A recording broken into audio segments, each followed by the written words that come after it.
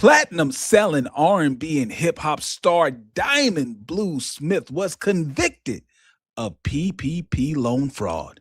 Let's go. This is Pocket Watching with JT. Hey, Pocket Watchers, I am certified financial planner Jayson Thornton, and this is the Fraud Fumble. This is where I react to the financial failures of your favorite celebrities and influencers so you can get the financial lesson without going through the trouble. Let's go, Pocket Watching. On this episode, I will be reacting to the federal fraud case of rapper Baby Blue.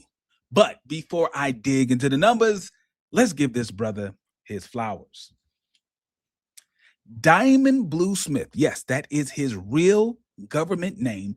Diamond Blue Smith, better known as Baby Blue, is an American rapper and R&B star, best known as being one of the founding members of the multi-platinum Miami group Pretty Ricky.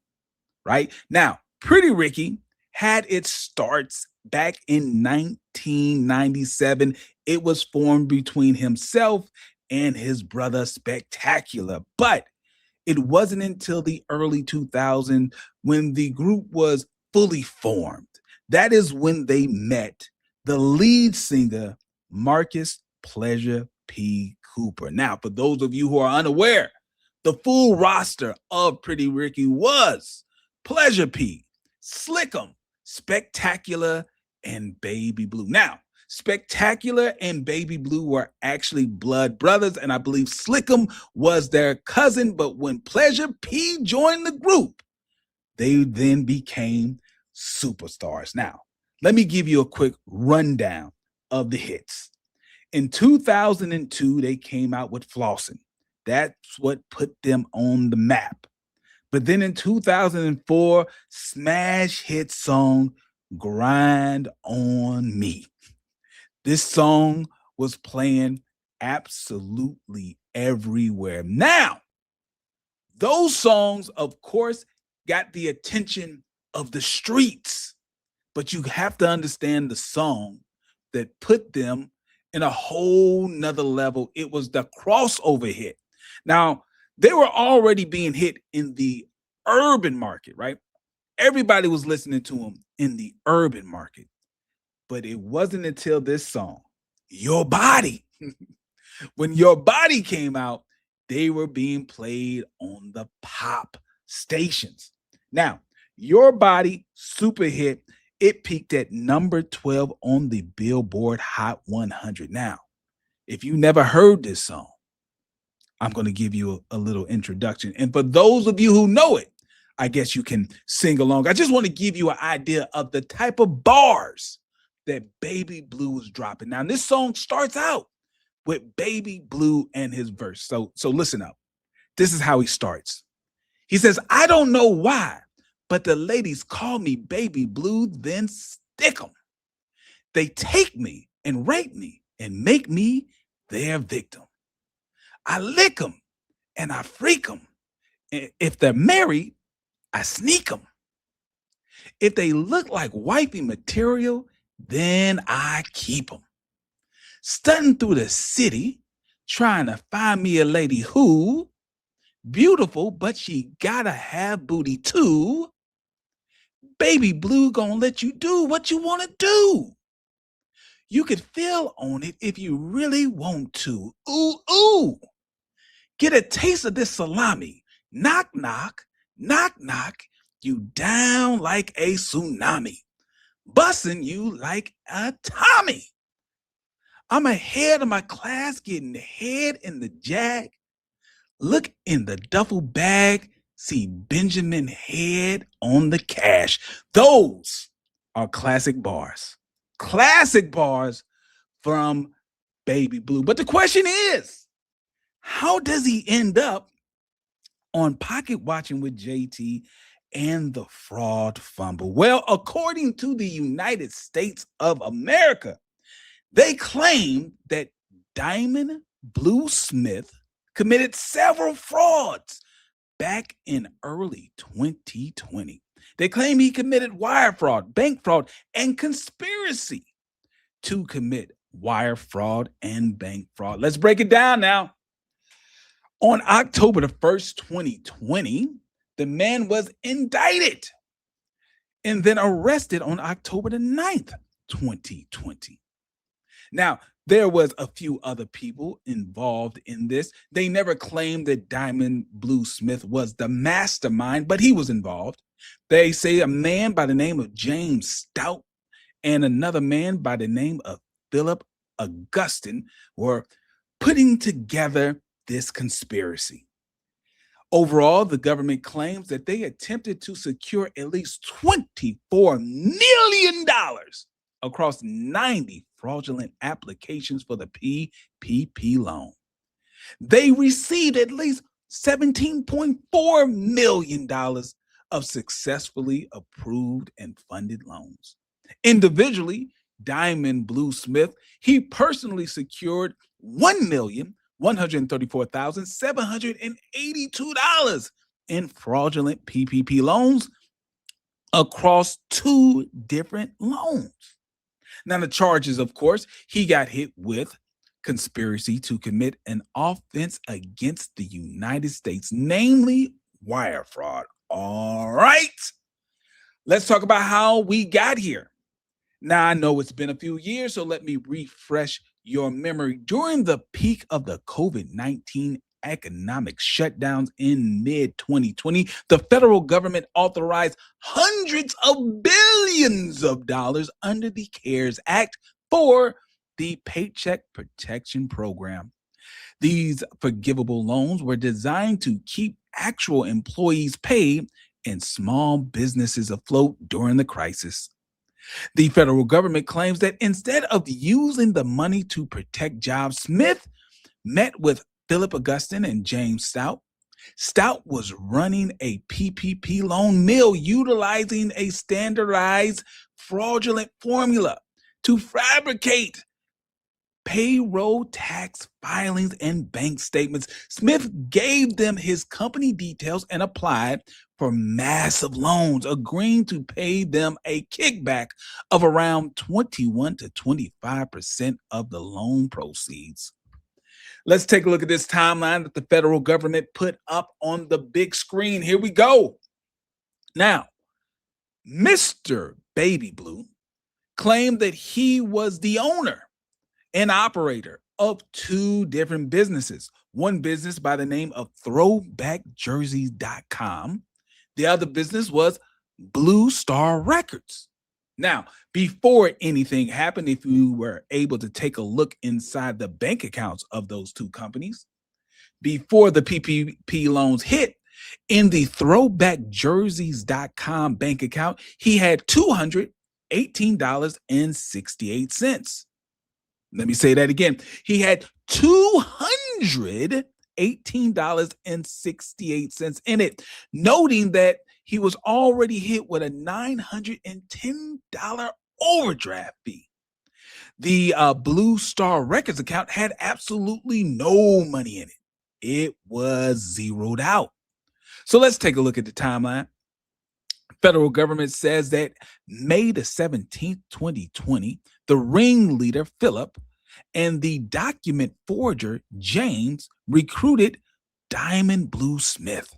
They agreed on the 21 to 25% kickback in exchange for submitting fake loan applications. The next day, on May 18, 2020, Stout uploaded fake bank statements and fake tax returns for throwbackjerseys.com. The papers claim that the business has 21 employees and a monthly payroll of $170,687. Just to be clear, listen, if you that is a very strong business and that means overall you have over $1 million a year that you're paying just for payroll. To be clear, he claimed that a company that only had $218 in the bank account, claiming that it had 21 employees and the monthly payroll was $170,687. Now, you may be asking, How did Baby Blue even know what was going on? It could have been all this conspiracy was in the background. He may not have known, but here's the problem. The federal government knows that the man signed the documents with his own phone. Yes, they tracked his IP address just to make sure that he was the one who signed the documents. All right, let's move on to phase 2 of this so-called conspiracy. On May 20th, 2020, the first loan was funded. The federal government wires $426,717 into the throwbackjerseys.com account. That very same day, Smith immediately wires $90,000 directly to the forger, James. Now, here is where the tricks come into play again. Now, the next day, May the 21st, 2020, according to the federal government, Smith then goes on to SunBiz website. For those of you who are unaware, I have several clients in Florida, so I am familiar with the SunBiz website. That is the Secretary of State's website for the state of Florida. That is where you register businesses. If you have an LLC, if you have a corporation, all that information is going to be found on the SunBiz website. The federal government claims on the very next day, Smith then logs into the SunBiz website. He then switches information for his company, Blue Star Records. That seems a bit odd. Originally, it shows that him, Diamond Blue Smith, he is the owner and operator of that company. Why would he change it? Well, the federal government is claiming that he changed it because he was made aware that you can only receive one PPP loan per company. So you may have a bunch of different companies, but you can only get one PPP loan for that company. So he got the big brain idea. He was going to switch his name off the company and put his mother's name as the owner of the company. Same day, it says that Stout submitted the application for Blue Star Records under the name of Smith's mother, claiming that the business had 35 employees with a monthly payroll of $283,226. So now we're well over $2 million a year for this company. That, remember, it had $0 in its bank account, but it's supposed to have a payroll of well over $2 million a year. All right. The next day, on May the 22nd, 2020, Smith then logs into the portal and forges his own mother's signature. This is according to the federal government, not Pocket Watching with JT.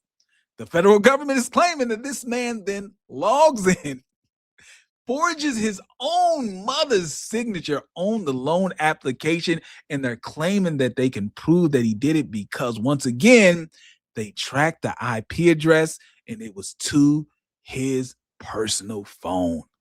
He then also wires $214,000 of the first loan from throwbackjerseys.com into Blue Star's account to make it seem as if the account was active.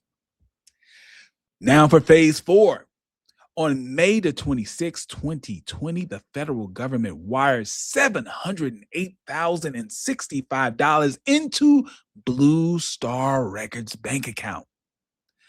Between May the 26th and May the 29th, 2020, Smith wires $140,000 to Stout and sends $10,000 to Augustin.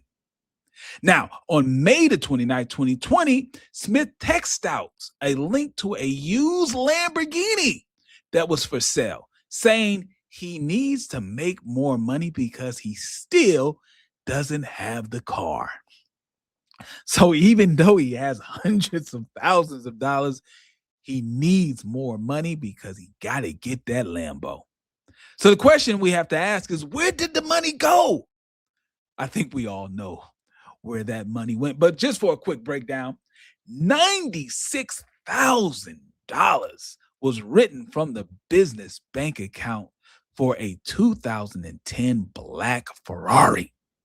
$27,176 was spent gambling and renting luxury suites at the Seminole Hard Rock Casino. $2,290 was spent shopping at Versace. $271,805 was just simply withdrawn in cold, hard cash directly from bank tellers.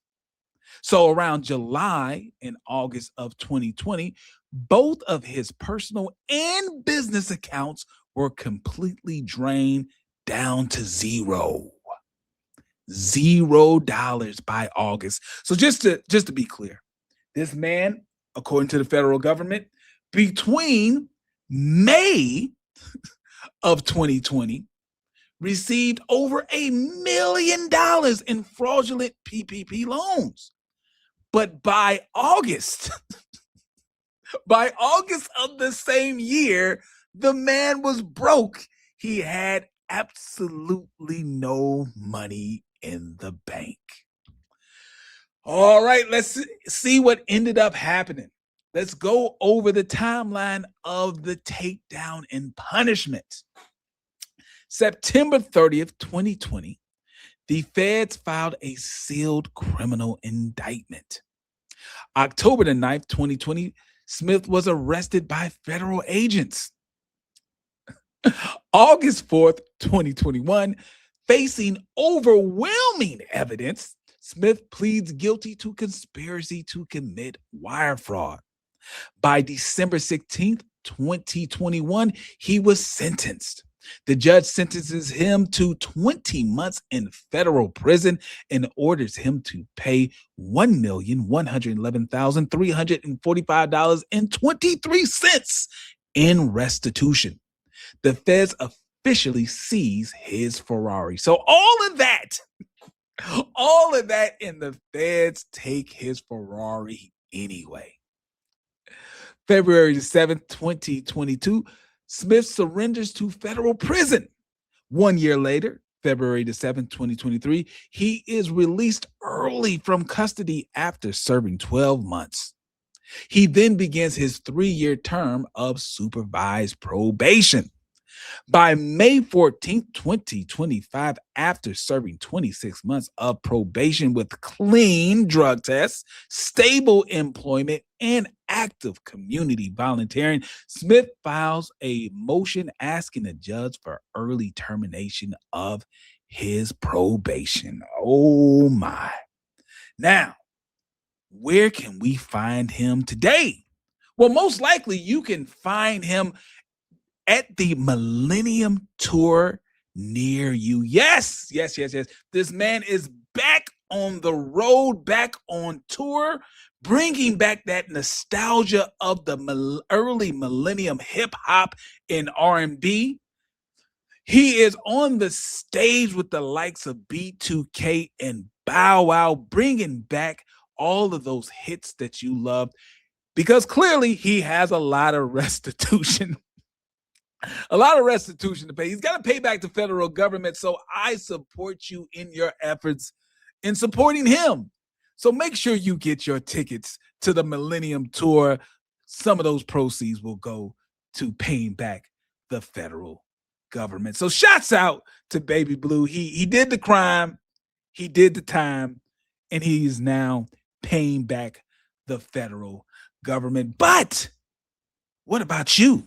What about the man in the mirror? You may not have pulled off a multi-million-dollar PPP loan scam. Maybe you only got away with $20,000. But I'm here to tell you, you need to put your scamming ways down. Turn away from that life of crime. Follow the Pocket Watcher 7 money rules. I'm telling you, if you follow these 7 rules, you will find financial peace in your life and you will not have to commit fraud. What am I talking about?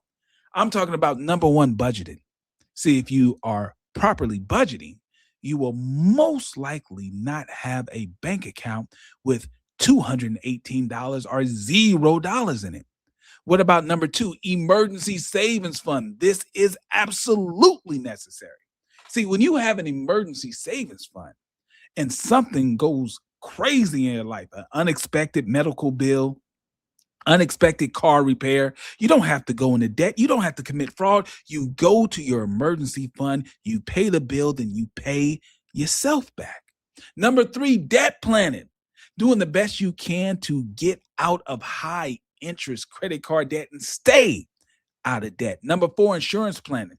If there is someone who depends on your income, if you have a wife, if you have kids, whatever it is, you got to make sure that you have the proper insurance planning, because if something was to happen to you, where would they be? Number 5, tax planning. Oh, this is a big one. You got to make sure that you're beating Uncle Sam in the correct way. There are many legal ways to keep from paying taxes over the amount that's necessary, but you got to seek out a licensed professional to help you. Number 6, wealth planning.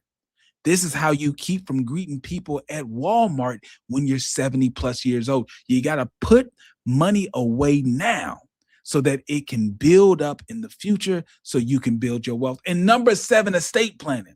See, this is how generational wealth actually works. See, if you do not have an estate plan, there's no way you are going to be able to build generational wealth, because the wealth won't get to who you want because you don't have a plan to get it to them. Estate planning is the organized way of how you are going to transfer your wealth to the people you love when you are no longer here. Those are the 7 Pocket Watcher money rules. But if you need more help, I got you.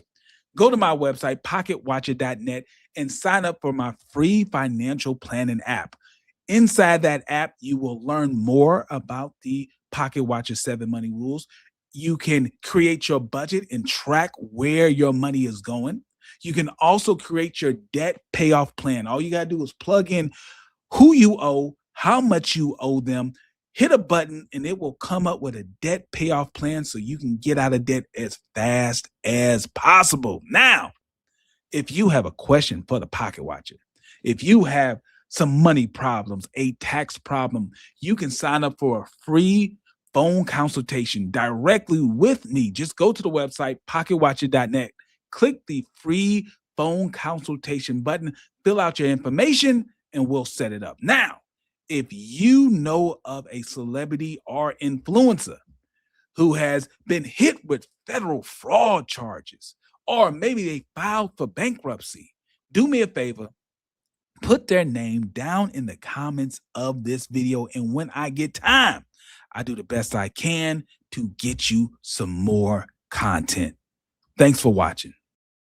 Are you looking for real financial advice? Thornton Financial is here to help. Certified financial planner Jayson Thornton specializes in tax and wealth planning. Are you living paycheck to paycheck with no retirement plan? Do you need help with the IRS? Book your free consultation with Thornton Financial today. Budgeting, savings, debt management, and retirement. Even tax debt settlements. Get the advice you need to live your best life. Book your free consultation appointment today. Go to www.thornton-financial.com.